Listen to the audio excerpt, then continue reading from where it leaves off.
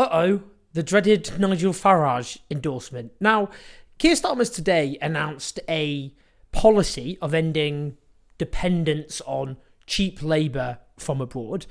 In doing so, he's won plaudits from Nigel Farage. Let's just have a little listen. Starmer is now repeating the UKIP 2015 manifesto. He may not mean any of it, of course, but to think the Labour Party are now to the right of the Conservatives on immigration. That's where we are in British politics today. To the right of the Conservatives. Now, okay, look, Farage likes to stir the pot to cause political mayhem as best he can, put pressure on the Tories by going, aha, even Labour are better on this issue than you. That just shows how much we need to shift the Tories into a different position. I get all that.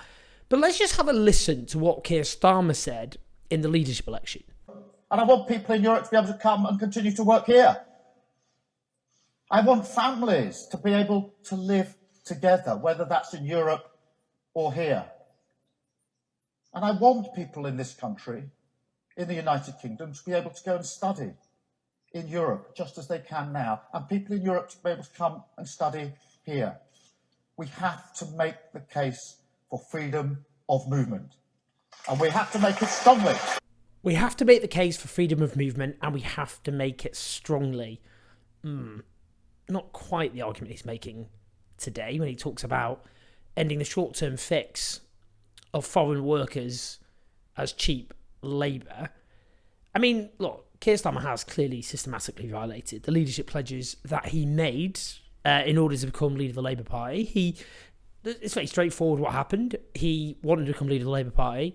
He knew the membership were to his left. He positioned himself to his left in order to win. And then when he won, he reneged on them because he knew the British media wouldn't make a song and dance about it because, well, I mean, the left aren't seen as legitimate political actors, and being dishonest to Labour Party members isn't seen as a political cost or having a political cost. And as far as much of the media and the commentary are concerned, basically defeating the left is good politics. So if you're dishonest in order to get there, that's also good politics. Now, there hasn't been such a dishonest campaign for a leadership position, for the leadership of a political party in British democratic history. I mean, Boris Johnson didn't run a dishonest leadership election to become Tory leader. He promised crap, and he delivered crap. His big signature commitment, of course, was a hard Brexit. He delivered it. Not great, I have to say, because we're now suffering the consequences. But he did what he said. It's the equivalent would be if he promised that and then we joined the single market and the customs union, which clearly didn't happen. Obviously, a different economic set of affairs if he had have done. We've got to be clear about what the cause of low wages is in this country. Let's start with the battering of the trade union movement, the biggest democratic movement in the country. Now, Blair, when he came to power in 1997, said that even with the changes New Labour would make, Britain would still have the most restrictive trade union laws in the Western world.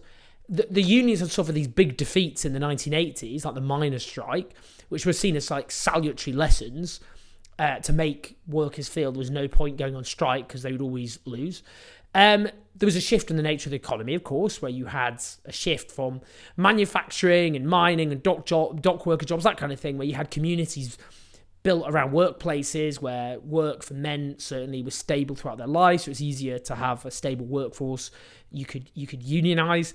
But in any case, the number of people in a trade union has halved in Britain from its peak in 1979 when half of workers were unionised, but far more covered by collective agreement, so they had the benefit of unions. It's now dropped to about a quarter. Now, every graph on both sides of the Atlantic shows that there is a correlation between how much of the economy as a share goes to labour, to workers, and how many people in a trade union. So the weakening of the trade union movement has been instrumental in redistributing wealth and power from workers to bosses and more generally to the rich. That's what's happened. One piece of research found that almost half the decline in the share of the economy going to labour in several rich countries, Britain amongst them, between 1970 and 2014 was explained by changes in bargaining power. That's one reason. Number two, austerity. So obviously The Tories have imposed, as an example, this is just one aspect of austerity, a protracted real terms pay cut on public sector workers, millions of public sector workers. So if you take NHS staff as an example, they're worse off in real terms than they were in 2010 when the Tories came to power. That actually has knock-on effects for other people, because if you've got millions of people with less money in their pockets, they spend less in other businesses, that has an impact on their profit margins, and it has an impact on other people's wages as well. If you cut in an economy, if you cut some people's wages, you suck demand out the economy, so you also cut the wages of other people as well. But in any case, austerity in general has caused, or has been, one of the main reasons for the longest squeeze in living standards in this country since records began. Now, Labour's not actually committing, for example, to increase the real terms pay of nurses. Then there's the fact we have this hire and fire economy with weak workers' rights. So, for example, bosses can hire agency workers to undercut the terms and conditions of other workers. Those agency workers might be from abroad, or they might be born in this country. Doesn't matter. And it's not their fault. It's the way that those workers are used, because they have inferior terms and conditions, to undercut other workers. Now, to be fair, Labour have made some good noises on employment rights. Given Keir Starmer's record, though, their feet has to be held to the fire. But there's a broader issue, just in terms of how migrants are scapegoated by the powerful, because it's easier and more convenient to pander to bigotry rather than fix the actual problems caused by powerful people in society. Like the fact, for example, there's a housing crisis in this country. That's not caused by immigration. That's caused by the fact that house building has massively fallen because governments abdicated their responsibilities to the markets. They flogged off council homes. They didn't replace the stock. People are stuck on social housing waiting lists, or they're in the private rented sector where they're being ripped off. That's not migrants' fault. That's to do with a system which has stopped providing affordable housing to people. It's very straightforward. Again, public service is under strain. Again, we're supposed to blame migrants for that, but that isn't to do with migrants who prop up many of those public services, like the National Health Service, I should add. But again, to do with the fact that we've had massive cuts to public services in real terms as the population expands, and we have an ageing population, so public services are expected to do more with the less that they're given. The lack of secure jobs rips from the economy. Deindustrialisation of Britain, replaced often with jobs which are less secure and less well paid.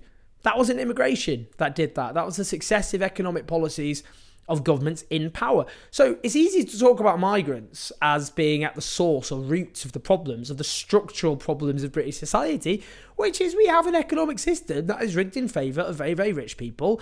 And it's very convenient and helpful for those rich people to make us think that actually the real problem is people from abroad. It isn't. It's just not true.